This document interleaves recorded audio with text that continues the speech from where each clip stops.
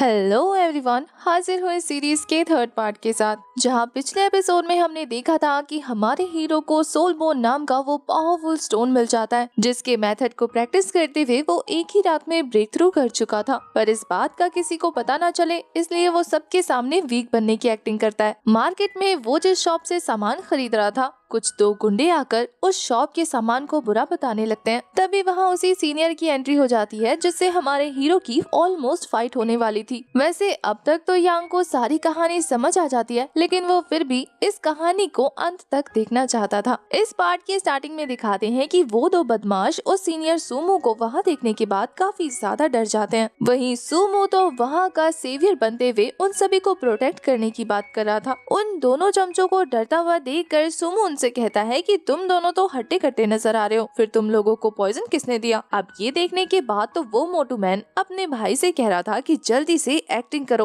अपने मोटू भाई के इशारा मिलने पर वो पतलू एक्टिंग करने लगता है जैसे कि उसे काफी ज्यादा पेन हो रहा हो, उसकी बहुत ज्यादा तबीयत खराब हो। और फिर इस फेक एक्टिंग को दिखाते हुए वो मोटू कहता है कि देखा देखा आपने, मेरा भाई कितना ज्यादा बीमार है, लेकिन मैं फिर भी इसकी जान को खतरे में डालकर इसे शॉप तक लेकर आया हूँ, ताकि जो हमारे साथ हुआ वो और किसी के साथ ना हो सके। मैं इस इविल बॉस के इविल कारनामे सभी को दिखाना चाहता हूँ, जिससे कि इसका दुकान बंद हो जाए। अब उसकी इस बात पे तो वो सीनियर काफी ज्यादा गुस्सा होते हुए उसे एक पाम अटैक थ्रो कर चुका था। इस अटैक की वजह से वो पतलू इंसान तो काफी ज्यादा पीछे हट गया था, लेकिन फिर भी वो खुद को संभाल लेता है अपने मार्शल आर्ट मूव का यूज करते हुए। उसका ये रिएक्शन देखकर तो वो सीनियर कहता है कि कमाल की बात है, इतना ज्यादा तबीयत खराब होने के बावजूद भी तुमने मेरे इस पावरफुल अटैक को ब्लॉक कर लिया। इसका मतलब ये है कि तुम्हारे मार्शल आर्ट काफी ज्यादा अच्छी है, तुमने तो मुझे बहुत ज्यादा इम्प्रेस कर दिया। सीनियर सूमो के इस बिहेवियर से वो दोनों, जो कि पहले से ही डर रहे थे, अब वो और भी ज्यादा डरने लगते हैं। वहीं सीनियर उनके इसी डर का फायदा उठाते हुए एक और जबरदस्त अटैक कर देता है, जिससे इस अटैक से हिट होकर वो दोनों ही दीवार से टकरा जाते हैं। सूमो को तो ऐसा लग रहा था जैसे कि ये करके वो सभी की नजरों में हीरो बन जाएगा, और ये चीज हमारा हीरो यांग नोटिस कर लेता है। वो तो कह रहा था कि क्या घिसा पिटा ड्रामा है कि हीरो बुरे लोगों को पीट कर सभी के नजरों में हीरोइन को बचा रहा है। वो अपने मन में सोच रहा था कि कमाल की एक्टिंग की है, इसके लिए तो इसे ट्रॉफी देना बनता है। बेचारे शॉपकीपर वाले अंकल तो यही सोच रहे थे कि मैंने इस सीनियर का कौन सा भला कर दिया जो ये मेरी हेल्प कर रहा है। पर शायद उसकी बेटी समझ गई थी, इसलिए वो अपने मॉम से कहती है कि मॉम यहाँ से चलते हैं। पर उसकी मॉम तो उसे शांत करा देती है, क्योंकि अभी मामला काफी ज्यादा गर्म हो चुका था। अब इधर ये दोनों चमचे काफी ज्यादा गुस्सा होने की एक्टिंग करते हुए कह रहे थे कि लड़के, आखिर तुम होते कौन हो हमारे मामले में पड़ने वाले, तुम्हारी हिम्मत कैसे हुई हम पर अटैक करने की। ये सीनियर खुद को इंट्रोड्यूस कराते हुए कह रहा था कि मैं लिंग जियाओ पवेलियन का एक सीनियर हूँ, मेरा नाम सुमू है, और तुम्हें पता है मैं वहाँ के चीफ डिसाइपल्स में से एक हूँ।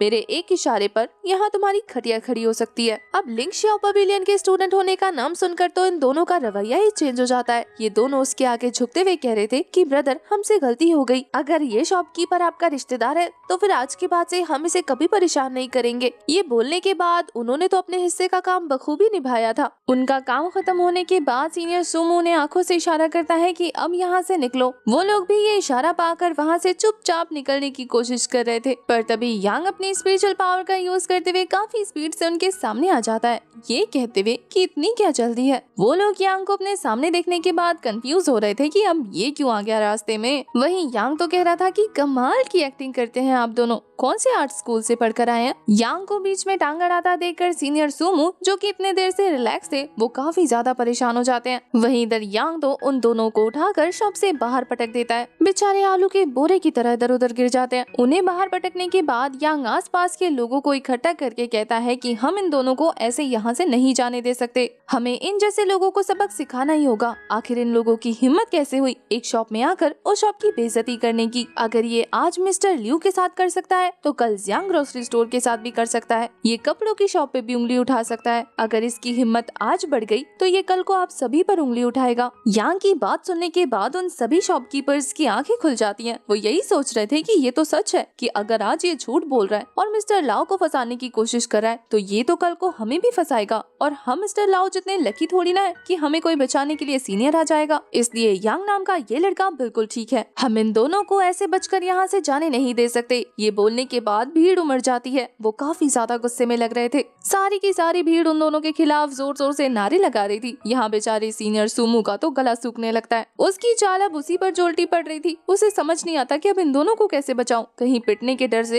ये लोग मुंह खोलकर उसका नाम ना ले लें। यहाँ पर भीड़ तो उन दोनों लोगों को कुछ भी कहने का मौका ही नहीं देती, बल्कि उनके चेहरे पर बोरा रखते हुए उनकी काफी अच्छे से खातिरदारी करते हैं। वो लोग उसे इतनी बुरी तरीके से पीट रहे थे कि बेचारे सीनियर सुमो को तो पता ही नहीं लगता कैसे बचाऊं इन्हें। वहीं यांग को उसकी बेचैनी साफ साफ नजर आ रही थी। भीड़ ने मार मार के उन दोनों की इतनी बुरी हालत कर दी थी कि बेचारे हिलडुल भी नहीं पा रहे थे। ये देखकर तो सीनियर को डर लगने लगता है कि कहीं ऊपर तो नहीं पहुंच गए, पर शुक्र है उनमें से एक जिंदा था जो सुमो को पकड़ रहा था। इससे पहले कि वो सीनियर सुमो की पोल पट्टी खोलते, वो खुद ही पीट कर उन दोनों को लाल पीला कर देता है। अब उसका ये रवैया देखने के बाद यांग को एक मस्ती सूझती है। वो उसके पास जाकर कह रहा था कि ब्रदर, मुझे लगता है कि इन लोगों को और ज्यादा सबक सिखाना पड़ेगा। पता नहीं इन लोगों ने इस टेक्निक का यूज करते हुए कितने लोगों को बर्बाद किया होगा, इसलिए ऐसे चोरों को तो यही सजा मिलनी चाहिए। एक एक करके इन्हें जान से मार देते हैं। भीड़ भी ये सुनकर कन्विंस होने ही वाली थी कि तभी सुमो यांग को समझाता है कि इन लोगों ने इतनी भी बड़ी गलती नहीं की कि हम किसी को जान से मार दें। पर यांग कहता है कि आपको क्या लगता है कि अगर ये चोर कामयाब हो जाते तो फिर मिस्टर लियू बैंकरप्ट हो जाते, उनकी पूरी फैमिली सड़क पर आ जाती और कर्जों की वजह से उन्हें जान देना पड़ता। तो अगर ये ऐसी हंसती खेलती फैमिली को डिस्ट्रॉय कर सकते हैं तो इन जैसे लोगों का जिंदा रहना बिल्कुल भी गवारा नहीं। इसलिए मुझे लगता है कि इन्हें जान से मारना ही सही होगा। बेचारे सीनियर सुमो काफी ज्यादा कोशिश करते हैं कि यांग का मन बदल दे, पर उनकी इस कोशिशों से यांग को मौका मिल जाता है उस पर उंगली उठाने का। वो तो कहता है कि सीनियर, आखिर आप इन दोनों की इतनी तरफदारी क्यों कर रहे हैं? कहीं ऐसा तो नहीं कि आप इन दोनों को पहले से जानते हैं? वैसे भी मैंने परसों आपके पास जो बैग देखा था वो इन चोरों के पास भी है। कहीं आपने ही तो इस शॉप को बदनाम करने के लिए इन दोनों को पैसे तो नहीं दिए? ये सुनकर तो बेचारे सीनियर सुमो की हालत खराब हो जाती है। वो तो कह रहा था कि नहीं नहीं, शायद मेरा जब इन लोगों पर ध्यान नहीं होगा तब इन्होंने मेरे पास से चोरी कर लिया होगा। वैसे भी तो मैं इन्हें पीट रहा था ना, क्या पता मुझसे बदला लेना चाहते हो। ये सुनकर तो यांग समझ जाता है कि ये इतनी जल्दी से तो एक्सेप्ट नहीं करेगा कि यही गलत है, इसलिए इसको सबक तो सिखाना पड़ेगा। इसलिए वो भीड़ के सामने कहता है कि देखो भाई लोग, अब तो ये बदनामी करने के साथ साथ चोरी भी करने लगे हैं। वो कहता है कि सीनियर सुमो, मैं तो कहता हूँ कि इसने आपका पर्स मारा है ना, तो आप ही इसे जान से मार दो। क्या पता कल को ये और भी बड़ा कोई क्राइम करे। अब सिचुएशन को इतना खराब होता देखकर तो उसकी हालत खराब हो जाती है। उसे समझ नहीं आता कि वो क्या रिएक्ट करे। अगर वो इन चोरों को बचाएगा तो फिर उसकी गलती सामने आ जाएगी, और अगर वो इन चोरों का साथ नहीं देगा तो फिर उसकी पोल पट्टी खुलने का डर है। इसलिए ना चाहते हुए भी उसे यांग के कहने पर इन दोनों चोरों को मारने के लिए आगे बढ़ना पड़ता है। यांग ने जानबूझ के ऐसी सिचुएशन क्रिएट कर दी थी कि दोनों तरफ से यही फंसने वाला था। अपनी तरफ से तो ये बहुत ज्यादा स्मार्ट चाल चल रहा था, लेकिन यांग ने इसी की चाल इस पर उल्टी फेर दी। वो तो सीनियर सुमो के कंधे पे हाथ रखते हुए कह रहा था कि ब्रो,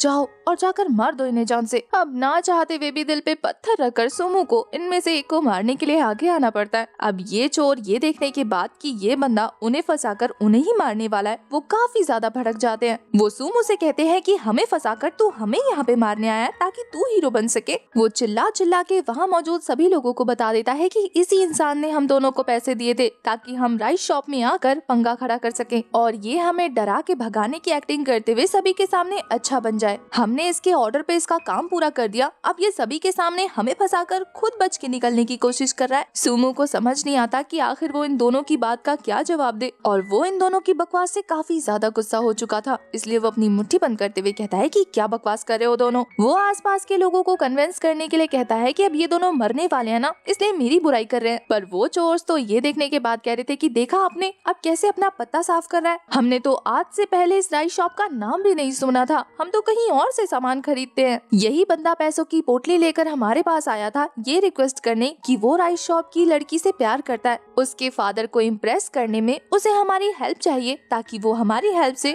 उसके फादर की नजरों में हीरो बन जाए। हम दोनों ने बिल्कुल ऐसा ही किया। इसके कहने पर यहाँ आए और इतना बड़ा सीन क्रिएट किया। अपने बारे में ऐसी बातें सुनने के बाद तो शॉप की ओनर की बेटी काफी अपसेट हो चुकी थी कि मेरी वजह से मेरे फादर का इतना बड़ा नुकसान होने वाला था। भीड़ पूरी तरह से सुमो के खिलाफ हो जाती है क्योंकि उनके हिसाब से भी ये हरकत बहुत ज्यादा गलत थी। सुमो जब पलट के देखता है तो वो राइस शॉप की ओनर की बेटी उससे नजरें चुरा रही थी क्योंकि उसकी इस हरकत की वजह से अब वो उसे देखना भी नहीं चाहती। सुमो के साथ जो कुछ भी हुआ हुआ था वो सबका ब्लेम यांग का ही पर डाल देता है। वो कहता है कि तो मैं देख लूंगा, तुमने सारा काम खराब किया है, तुम्हारे साथ तो मेरा पिछला हिसाब अभी भी बाकी है, मैं तुमसे गिन गिन के बदले लेने वाला हूँ। उसके वहाँ से जाने के बाद भीड़ कहती है कि कितना बेशरम लड़का है, माफी भी नहीं मांगी और उल्टा यही हम पर गुस्सा दिखाकर जा रहा है। अब तक यांग उन सभी भीड़ और दुकानदारों की नजरों में बहुत ज्यादा इज्जत कमा चुका था, वो लोग उसे बहुत ज्यादा रिस्पेक्ट देते हैं। इसी मौके का फायदा उठाते हुए वो दोनों चोर पीछे से पतली गली से निकल गए थे। अपनी हेल्प करने और उसकी शॉप को बचाने के लिए वो शॉप ओनर यांग को काफी सारी चीजें ऑफर करता है एज अ थैंक यू। पर इतना सारा सामान देखने के बाद तो यांग उन्हें ये सारी चीजें देने से मना कर रहा था, क्योंकि उसके अकॉर्डिंग उसने ऐसा भी कुछ नहीं किया कि वो ये सारी चीजें डिजर्व करे।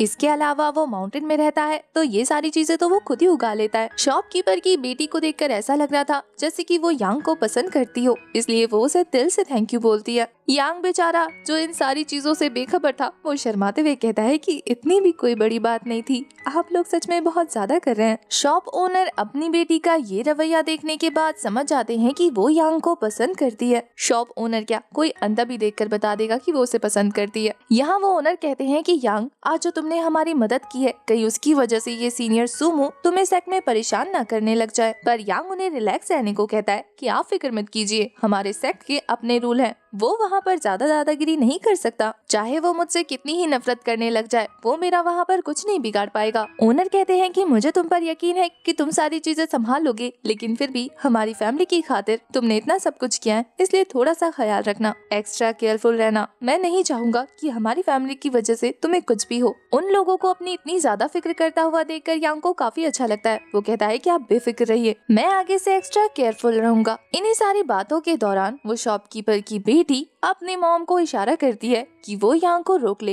अपनी बेटी का इशारा मिलने के बाद वो आंटी जाकर यांग से कहती है कि काफी ज्यादा देर हो चुकी है, तो क्यों ना तुम डिनर हमारे साथ करो, अगर तुम हमारे साथ डिनर करोगे तो हम लोगों को काफी अच्छा लगेगा। देखकर ऐसा लग रहा था जैसे कि इस लड़की की फैमिली यांग को पसंद करने लगी है। यांग जब आंटी को देखता है और फिर उस लड़की को देखता है तो वो सारा मामला समझ गया था, और ये सारी चीजें पता लगने के बाद तो वो इतना ज्यादा नर्वस हो जाता है कि वहाँ 1 मिनट भी नहीं रुकता। ये कहते हुए निकल जाता है कि मुझे याद आया, मुझे तो एक जरूरी काम है, मैंने अभी तक अपने कोर्टयार्ड को साफ नहीं किया, अगर एल्डर ये देखेंगे तो वो मेरी क्लास लगा देंगे, इसलिए मैं चलता हूँ। पर अचानक से बाहर निकलते हुए उसे कुछ याद आता है। पीछे पलटने पर वो ओनर की बेटी वहीं खड़ी थी। हमारा हीरो तो और ज्यादा शर्मा जाता है। वो लड़की तो इसके प्यार में पूरी तरह से पागल हो चुकी है। वो उसे उसका चावल का बोरा पकड़ाती है, जिसे लेने के बाद वो वहाँ से 9-2-11 हो गया था। उस लड़की की फैमिली को दिखाते हैं जिन्हें सच में पूरी तरह से यकीन था कि उनकी बेटी यांग से प्यार करती है, और वो इस चीज से नाराज नहीं थे बल्कि खुश थे, क्योंकि यांग बहुत अच्छा लड़का है। इसलिए वो भी यही चाहते थे कि यूए की शादी यांग से हो जाए, जिसके लिए वो भी अपनी तरफ से कुछ एफर्ट्स लगा रहे थे। लेकिन यांग है कि ये सारी चीजें समझ ही नहीं पाया, या फिर समझ कर भी अनदेखा बनने की कोशिश कर रहा है। उसके वहाँ से निकलते ही ये वाला एपिसोड हो जाता है खत्म।